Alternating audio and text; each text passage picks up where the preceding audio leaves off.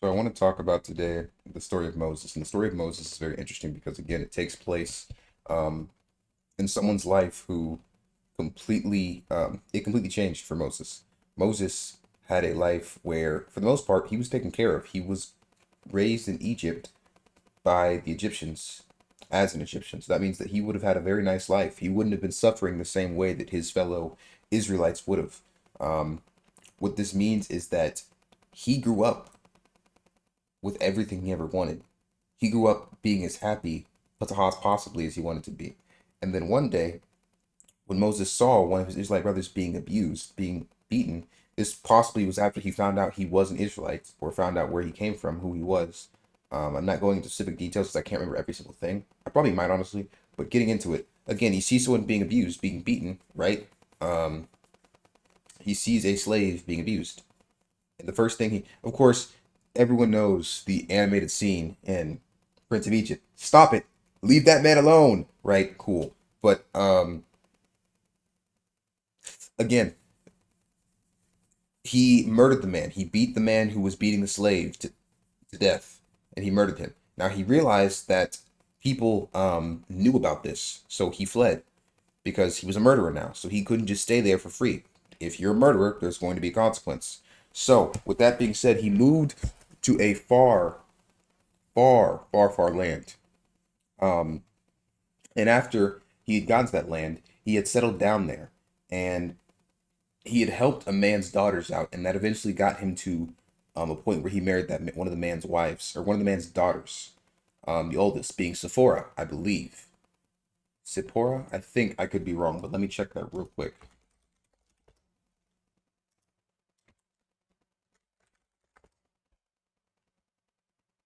Zipporah, yeah, Zipporah. Anyway, so anyway, she was a Midianite woman, so she would have been honestly close to my skin complexion. So, which is important because later on you'll know why. But anyway, so getting back to it, Moses had to go back to a place that he considered home, where he was raised, where he had fond memories. He had to go back to something he had fond memories of and tell it no. I have had to multiple times in my life go to friends, go to people I consider brothers and sisters to me and sit there and say, yeah, I don't agree with what you did. And I recently had to do that. There was a situation, an altercation that happened between a couple friends of mine. I was silent and I didn't say as much as I could have because I was trying to practice not just blurting out whatever came to mind. Now, thinking back on it, I should have said something because what was happening was not okay. One of my friends was getting bullied by two other people I called friend. And that was something I did not like at all when I thought more about it. And as I still think about it. So I addressed both people after the fact because I didn't like that at all. And it didn't feel great. It never feels great to confront people you consider friends. Sure, it's easy to confront someone when you don't know them, but when you know them, that makes it worse. It's one thing to confront someone that you don't know, but it's an entirely different thing when you have to make it personal with something you do know. Someone you do know. So, again, Moses had to go against the entire nation he grew up in. I'm sure people saw Moses and said, "Hey, Moses, what are you doing? What are you talking about? There's a God greater than Pharaoh. What? Moses, what are you talking about? Are you serious right now? You can't be serious, man. You know if you keep acting like this, we can't accept this, man." Moses had to go back to a place that he probably still missed to an extent at that point and speak on behalf of God. Not even just because he was speaking on behalf of God, but also because that was the right thing to do. I'm gonna keep it above. Sometimes the right thing to do feels extremely scary to do. It makes you extremely anxious. And that's just how life is sometimes, regardless if you follow God or not, but especially if you follow God. Because you're being held accountable. Everything you do, you're being held accountable, not just by what you do to people, by other people, but God is holding you accountable. Right? That's not to sit there and say that God is going to beat you over the head with a rod every time you make a mistake. No, but what it means is that if you have the opportunity to make something right or do something right, then you should do it. Moses had to go somewhere he did not want to be and do something he did not want to do. And Moses went somewhere where he was outlawed. Moses went somewhere where if people really wanted to, they could have killed him. And they would have been justified in doing so because he's a murderer. This was before the idea of safe towns and safe cities where murderers could flee to if they accidentally murdered somebody. Now, in this case, he didn't accidentally murder him. He beat that man to death. But regardless, again, Moses is a perfect example of someone who had to go to a place he didn't want to go to, that he didn't have, that he didn't want to be there. He had a personal connection to that place. Now, granted, it didn't end well to begin with, but at the end of the day, that's where he grew up. That was his home. He had to speak up against people he was afraid of, people he knew could kill him, right? And is every instance of that going to happen in your life? Are you going to speak up against people who you know will kill you? Not all the time, probably, I hope. But at the end of the day, you got to understand there's just going to be points in life where things happen and you got to roll with it, right? I'm not going to sit here and ponder on what happened recently for much longer because, again, I learned from it and I got to move on from it. I can't let that haunt me.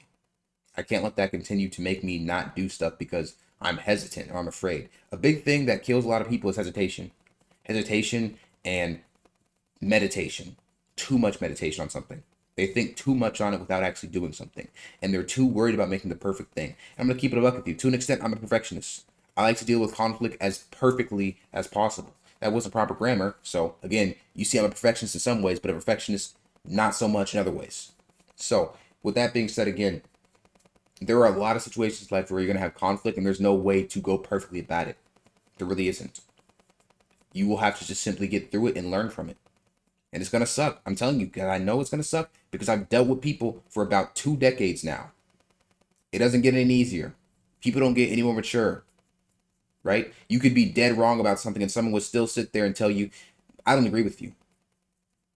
That's just how the world works. You could be 100% right and someone would still not agree with you. Your friend could be 100% wrong for what he did to someone or to you, and you might not see eye to eye on that. That's just how the world works. That's how it rolls. That's how it goes around, unfortunately. That's part of being human, right? Now, give grace to that person, right? When you approach any situation, don't approach it with a hateful heart. Don't approach it with grudges and spite.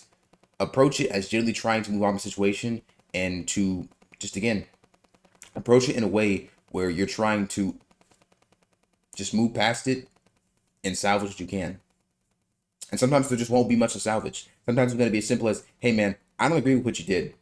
I don't like how you handled that situation. I think it was a bad idea how you handled it. I think you could have handled that way better. And I think you know that. Well, I mean, hey, I'm doing what's best for me, man. Da da da da da da. Right? It's gonna be that simple sometimes. Sometimes it's gonna be a phone call where it's just the tension can be cut with a knife. You could grab it. So again, when you have situations like that, you just gotta remember Moses. You gotta remember every character in the Bible. Every character in the Bible dealt with something where they didn't want to do. Do you think Jesus wanted to have conflict with people who would eventually kill him? He spent every day thinking about the people who would probably kill him. He spent every day walking around as an outcast. That's part of what becoming Jesus is. It's not about becoming a hero or, being a perfect person. Jesus was an outcast in society. Moses was an outcast in society. Paul became an outcast in society when he turned to Christ. You ever notice how a lot of these people are outcast in society? They're not always agreed with. Things don't always go well for them. Pay attention to that. But that's my message for today. I hope it helped someone out there. End of the day, I didn't make a script for this or anything. I don't make a script for any of my videos, so I don't even know why I'm mentioning that. But regardless of the fact, I went off the dome on this, and I think that's just how it is. Some things just got to be talked about. And I think this is one of them. You will have conflict in your life, and there will be situations that are not avoidable. And if you try to avoid it, it won't be any better. So don't waste your time trying to think of how to perfectly navigate a conflict or a situation. Sometimes you just gotta hit it. Hit as hard as you can and move on. Obviously with respect to praying to God and asking for guidance on that, but still. And again, the biggest killer too, don't overthink on it. You're probably right the first time. I'm gonna keep it a buck. You're probably right the first time. So again, that's my message for the day. I'm praying for you guys. I know conflict happens a lot in life, it really does, and it's not gonna stop happening. So I pray that you get used to it. I pray you don't try to swim above water. I pray you learn to swim underwater. So yeah. Anyway, amen. Pray for you guys.